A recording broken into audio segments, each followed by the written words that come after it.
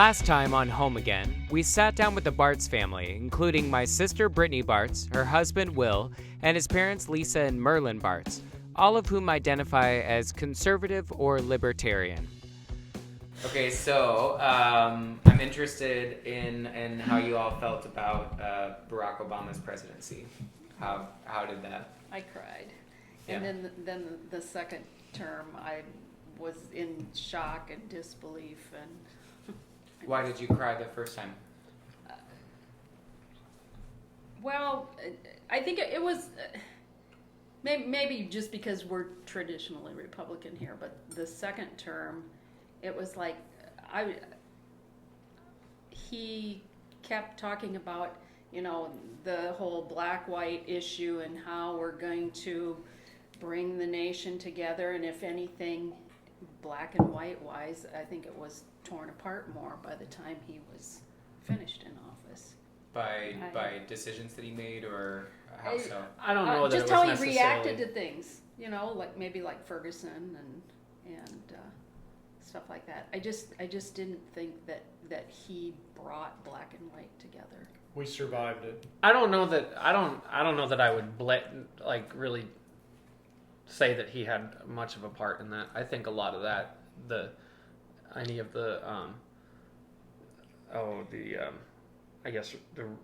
racial issues or divide comes more from media exacerbating things. But he could have done a lot to help heal things. It's not even just media, it's social media. Yeah. Everyone having their opinion and the news reading Twitter, like so-and-so is mad about this group of people, is mad about whatever, let's read their Twitter quotes. No matter what you do, you're going to have people angry. And now there's a way to talk about how everyone's angry all the time. And I feel like that's what the news is these days, is somebody's mad about something. So you think social media is amplifying people's anger and their discontent? Is that kind of what you're saying? I think so, to an extent. I think it's easier to be angry when there's other people to be angry with you. Oh. And so I think having social media, you can find a group of people that agree with you pretty much with anything on social media. So I think it's easier for you to think your anger is right, or you're right, or I don't know how to say that, because there's other people backing you up. It's like the mob mentality. Like, I feel like social media has become, in a way, just this giant mob that, if somebody does anything, it's like a group attack almost all the time. I mean, you see it almost every day, that somebody did something that, everyone's attacking them for, or everyone is ganging up on them. And I mean, I get it, you put it out there online, but I think it makes it easier for people to be angry or hold on to the idea that they're right and maybe not have to see the other side, because there's all these people behind them that says, I'm right, you're wrong. Yeah. Okay, so back to the question at hand. Barack Obama. Yeah. How do we feel? I guess I don't really have all that much opinion in terms of certain policies, probably just because I was still, I'm trying to think, I wasn't even old enough to vote for in that first election, in his first election. But I guess what kind of, looking back now and what's going on now and compared to when he was president, I think the issue that I have is that, and it probably happens, for every for every administration transition, but there's a lot of things that I think Donald Trump gets a bad rap for that are just same policies under the last administration. And it's not really any secret. You can find the video footage of of Barack Obama, of Bill Clinton, all talking about how immigration, let's just say immigration, for example, needs to be addressed, and we need to secure border, and there's just all these I guess suggestions to improve the issue that back then nobody thought anything of it, but now a different president says similar things or has similar policies. Maybe he doesn't say it in the same way, because I think we all probably would agree that he's pretty abrasive in his demeanor or whatever. But it's like, for example, there was some Congress members who were tweeting photos of some of these camps. I don't know what are they? Detention camps. And talking about like how the quality and like the conditions are so terrible. Well, they had to redact photos twice because they were posting photos that happened during the years of the Obama administration. And so it's just kind of, to me, it's just kind of silly to say, like, to criticize the current administration for policies that have existed for, I don't know how long. You think he gets unfair treatment in comparison to Barack Obama? That Trump gets unfairly treated for the same decisions? I think the next, if there was let's say in 2020 a Democrat gets elected, and there's Republicans that are upset about something, a certain policy, they're going to do the same thing, even if it was, existed under the Trump administration, I guess. I just think it happens all the time. It's unfair, maybe, but there's an interesting irony to the Trump campaign slogan, "Make America Great Again." And the irony of it is that he could have never run on that slogan had Obama kept America great. In what ways do you think Obama made America less great? I think his foreign policy sucked. I think he went around the world apologizing for America greatness, and not only apologizing for America greatness, but somehow wishing to transform us into some sort of, world culture that we're not. It goes back to our earlier conversation about, a Harvard-educated president who knows what's best for us. I didn't take a liking to him. I interjected earlier. We survived the Obama presidency because this country can survive, different presidencies. And if I had I have some friends that are politically very liberal, and that's exactly what I would tell them. If they are complaining about the Trump administration, I'd say, frankly, hey, you know what? We lived through 8 years of Obama. You can live through 8 years of Trump. And when you look at the current administration, above and beyond the tweets and the fact that the political persona of this country is kind of in your face right now on both sides, when you look at the judicial appointments, you look at the policy of where the administration is going by unleashing the entrepreneurial spirit of this country by removing, burdensome regulations. You look at the foreign policy of, we're going to stick up for American interests. I see this president going a completely different direction than the last president, and it's the direction that I want this country to go. Just to go back, because we will kind of focus on Trump for a bit, but to go back to Obama, I have heard the apology tour thing before, but I'm not really familiar with it. Can you explain to me like what that means, or what you mean by that? Well, in general, the apology tour idea is the president goes to wherever he happens to go, and we're talking about President Obama, and basically says, we're so sorry that we're producing X number of the greenhouse gas emissions in the world, and that our coal is polluting the world, and that our policy has been imperialistic or something, and we've been the bully on the block, and we're not going to do that anymore, and we just need everybody to like each other, and we're going to cooperate on all these issues worldwide. Even the Paris Accords, or the Kyoto Protocol actually goes way back before then. But basically unilaterally disarming the economy of the United States, and still allowing people like China and India to Get away with.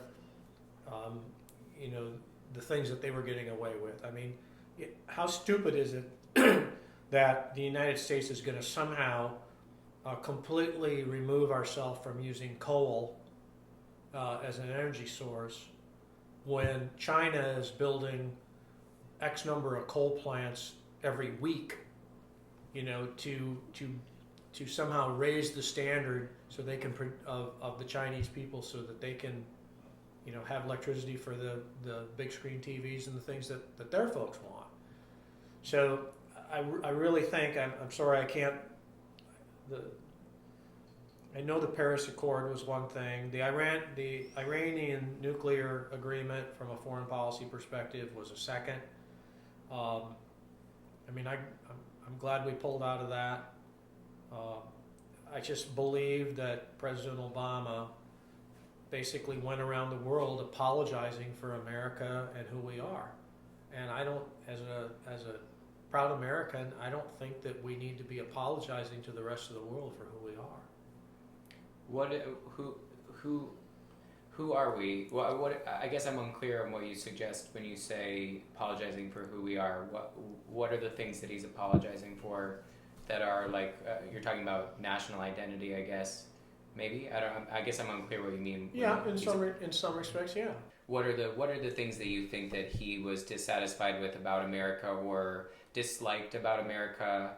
Right, I guess that's what you're saying, right? He disliked certain things about the country That he felt like he needed to that were wrong, and he was trying to change, or environmental standards in particular. I mean, there was a point when the Environmental Protection Agency was actually suggesting regulating particulate matter dust out of the rear ends of combines and gravel roads.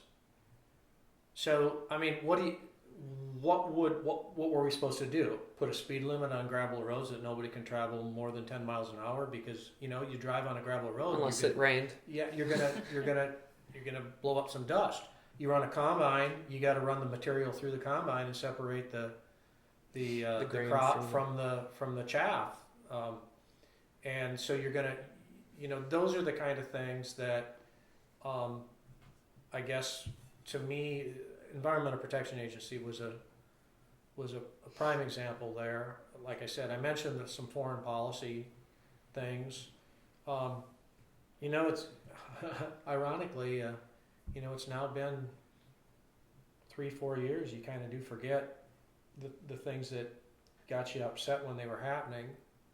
But certainly, like I said earlier, we got through it. We kept doing our thing out here in Iowa, and I agree with Lisa. I think President Obama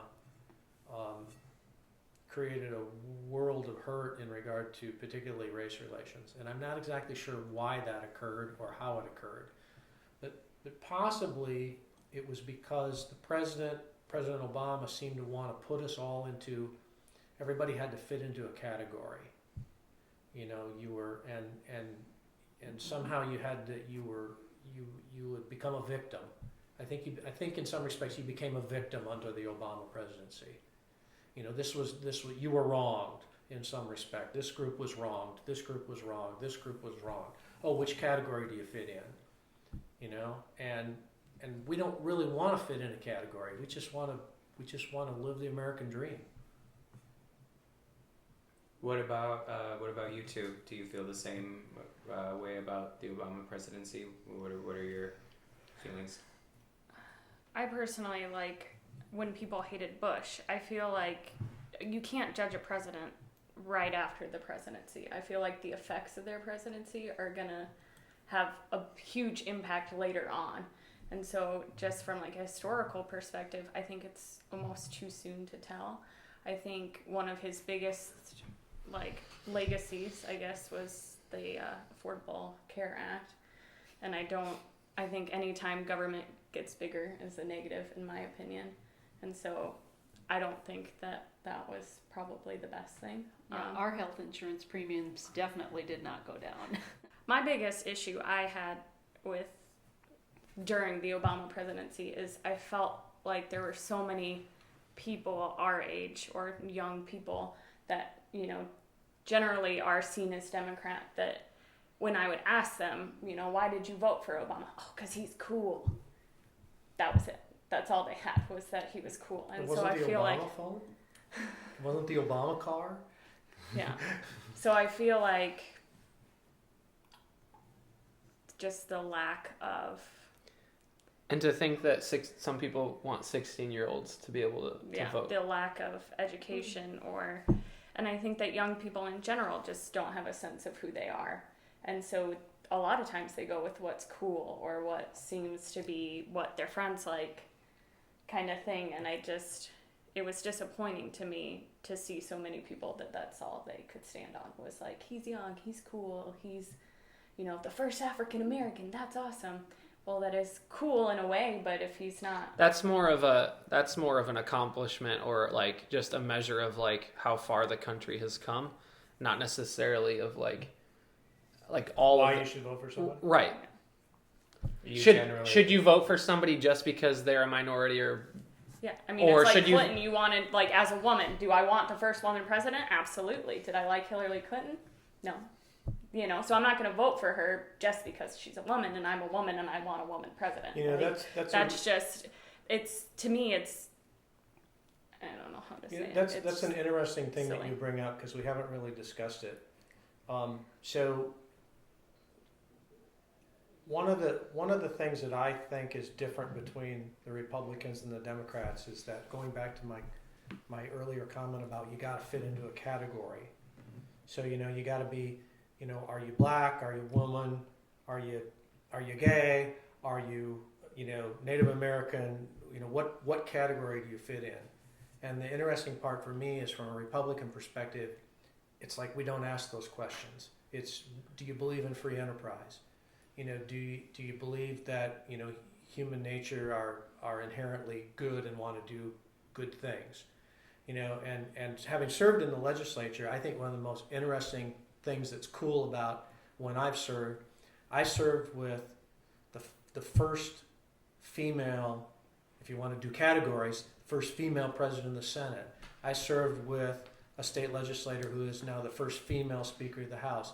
I served with a state senator who is now the first female governor in the state of Iowa. I served with a gal who is now the first female U.S. senator from Iowa. I mean, I served with Reynolds and Ernst and Upmeyer and Mary Kramer and Jean Lloyd Jones, and even people like Minette Doderer, who I couldn't agree with much, but Minette broke every barrier, every glass ceiling barrier that there ever was. But the cool thing is that I don't vision them as I served with them because they're women. I served with them because they were quality individuals who knew what the hell they were doing and know what the hell they're doing. You know, so if they weren't put into a category, and they weren't elected because of that. They were elected because they were a quality candidate and they had the right ideas. Ben, you may remember this. I think it was it you that maybe shared a Facebook post that in the last election cycle was talking about it had a list of like the first females to serve in whatever capacity for different states. Do you remember this? In the most recent, not the presidential. Yeah, in the midterms. Do you remember that? I might have shared an article about the fact that this is the most women that have ever served in Congress. Right. So there was a list in this article, and maybe it wasn't you, but there was a list of women that were elected like for the first time in their like state or to this position or whatever. Most of them in this particular article were Democrats, except for Marsha Blackburn from Tennessee. And one thing that really upset me was I noticed, I read the comments, and on every single section, every single woman that was for the Democrat Party, it was all positive comments. Then for Marsha Blackburn, who is a Republican, it was majority negative comments. All of a sudden they want to question the quality of, like of her, I guess, of her ideals or what she wants to accomplish. And yet for everybody else, there was never, as far as I can remember, it was all just like, that's great. Like, really supportive. I don't know. I think they're just. You think there's a double standard? I think there is a double standard. Yeah. I think a lot of people. I think. I mean, let's like Tim Scott. Is it South Carolina? Yeah. He's the US senator from first Tim. black U.S. senator from South Carolina, and he's a Republican. Is that okay with? I mean, I would never think anything of it, but I don't know. I feel like why did he not get as much recognition as Representative Ilhan Omar? Is that Ilhan Omar from Minnesota? Was it because of party? I don't know. Well, this might be a good segue actually into how you feel about the new about Congress right now in general. How are we feeling about Congress? Seems like there's a lot going on. Well, most people hate Congress. Congress but love their congressman or congresswoman. I'm undecided about the current congresswoman that represents this, Mitchell and Worth County. She's new, but This is Abby Finkenauer. Abby Finkenauer, right? Okay. Although I've really been pleased with Senator Ernst, and of course I've always been pleased with Senator Grassley. So I guess those would be our three members of Congress for this household. I would say that I wish Congress seems to be, as a whole, right now, what's the word I'm looking for? They don't seem to be getting much done. And part of it is probably the split between the House and the Senate, and who controls. But one of the great ironies is that we all complain about Congress or whatever legislative body not getting things done, but people generally forget that not doing something is doing something. It's maintaining the status quo. So, maybe that isn't all necessarily bad, because if they're not passing legislation, they might not be hurting us. So, and when people talk about being bipartisan and not being able to get along across the aisle and that, I think what you're seeing this year is a lot more problems within one party when you have the 4 women representatives that are on Nancy Pelosi's naughty list. That it's like they can't even work within their own party and shape legislation. How are they going to get along with anybody else? When you can't, if it used to be when you went into politics, especially going into Congress, if you couldn't get along with like the Speaker of the House, John Boehner, Steve King, you might get stripped of all your committee assignments, or you're not gonna, you won't get the plum committee chair that you want to be in charge of. And They don't want to play the game, I guess. Yeah, It's a game. It's like they're eating their own. Do the rest of you have any opinions about those specific congresswomen that were being spoken about? Is one. Well, One it's is Alexander Omar. One AOC is and AOC, Ilhan yeah. Omar, and I can't remember. Ayanna Pressley and I can't decide I'm disappointed in because they're generally young, correct? younger. I guess I don't think they were AOC shaded is to really leave young. as. Interestingly enough, in Some of defense them are the youngest. In defense of AOC is. Finkenauer, Congresswoman Finkenauer is also very young. I believe she's only 29 or 20, Yeah, 29. I think you're right. 29 or 30, but she isn't in that group. And one of the things that I've seen her doing, and I'm saying this in a very bipartisan way. I did not vote for Congresswoman Finkenauer, but she's been doing town hall meetings, and she's been good on biofuels, at least from what I've been seeing so far. And she seems to be working with the delegation, she got some nice committee assignments. As opposed to the four, I guess is what I'm going to call them, which I think are just nutcases. What specifically makes you feel that way? Well, Probably AOC's environmental standpoint to think that. the Green New Deal, which we're going to outlaw airplanes, and and what was the other? Here's another double standard and irony is that, and George and I talk about this all the time. There's a lot of people who get into power, that what's good. They think that what's good they know what's good for you, but they don't. It doesn't have to adhere to them. So, I think for somebody who grew up in, is she from the Bronx? Is that correct? Yeah. And the New York metropolitan area, to try to like tell farmers like that they what regulations they have to have. Right, She no doesn't cows. even know. No cows. Yeah, that's the Because other thing. We don't want any cattle the methane because of the methane that they emit. Yeah. And I guess to say that the world, unless we change our actions today, the direction we're going, that in 12 years the world is going to be over. It's like you're not even taking into consideration what the rest of the world is doing. It's like we talked about earlier.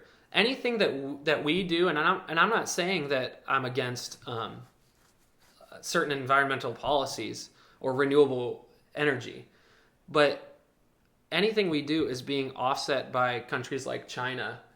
I don't know, how many times more.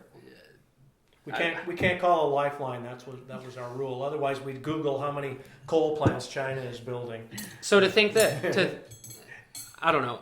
I think that's kind of a bold statement to put a prediction on on when it's going to be too late. And people have been doing that for a long time, and so far, they're all kind of quiet about it because it doesn't seem to have come to fruition. For Congressman Omar to say 9/11 was some people did some things is completely ludicrous, as far as I'm Or what concerned. about her anti-Semitic comments? Right. What about her policy on Israel? Right. Yeah. And I agree with the president. Send her home. Explain to me what when you say that you agree to send her back, what do you mean by that? Like that like what are the grounds for? Well, yeah, why that? Particularly to 9/11, I remember vividly 9/11. I was arriving at the state capitol at about 10 minutes to 8 to chair an Administrative Rules Review Committee meeting that morning. I mean, we had over 3,000 Americans killed in 9/11, and it was a terror attack. It was, by foreign terrorists. I don't believe that calling the 9/11 attacks, some people did some things, frankly does justice to the people that died in the 9/11 attacks. And I think it's, certainly she can say that. I'm not telling her that she can't say that, but there should be ramifications for saying things that are fringe, and I don't know, and extreme. And I would call that comment. I would frankly call that comment very un-American. Do you think? I mean, just to refer to your previous comment, so you think the ramification would be deportation? You can't do that legally, but that doesn't mean you can't say send her home. I'm allowed to say that too, right? I'll guarantee you that if somebody called me from the Minnesota Republican Party, or maybe the Minnesota Democrat Party that's going to run a primary candidate against her, I'd probably go to the cities and door knock. I mean, a candidate like that does not deserve to be in Congress, as far as I'm concerned. Okay. Sort of connecting the dots between the national and the local. You and I had talked about how in Mitchell County, the last 30 years worth of specifically presidential elections, have gone, a Democrat has won those elections. Mm-hmm. But in the last election, Trump won by, if I remember the statistics correctly, like a 10% increase in Republican votership from the previous election. What do you attribute that to, as far as like the local sentiment around the differences between maybe Obama, Trump, Clinton? Like what do you think created that swing the other direction? It's an anomaly, and I don't know if I can answer it. I would really love to find. I think who you need to talk to is not somebody like me that grew up in as a partisan. You need to find the person. You need to find the people that actually voted for Obama and then voted for Trump. And those people need to be interviewed. And I think there have been some national attempts. I think I Googled or I sent to you that one article. A study, yeah. Yeah, there's a study to try to figure out what moved those people, because to me, it can't happen. You know what I'm saying? But something tripped the trigger of these folks. There's no talks amongst town folk, or like people in the community don't talk about that with each other. Like, is it just that politics is something people don't talk about a lot? Or I think Midwesterners are fairly private in general. I think maybe, except when it comes to sharing other people's news, right? I think maybe part of it is, like you were saying, people have like become in boxes, and so I feel like maybe a lot of more liberal people feel like Midwesterners are like, you're immoral and we hate you, and they put us in that box. But I feel it also goes the other way, that we feel like they're telling us that if you don't believe in abortion, you hate women. And if you like guns, then you just want kids in schools killed and things like that. And so it's become such a, I don't know how to say this. So you have to be on this side or you have to be on that side. And if you believe this thing, you're a horrible person. I think a lot of people felt that almost attacked for beliefs that they have, that liberals think that I am wrong and I'm a bad person. And so people on the fence, like per se myself, that I could go either way a lot of times.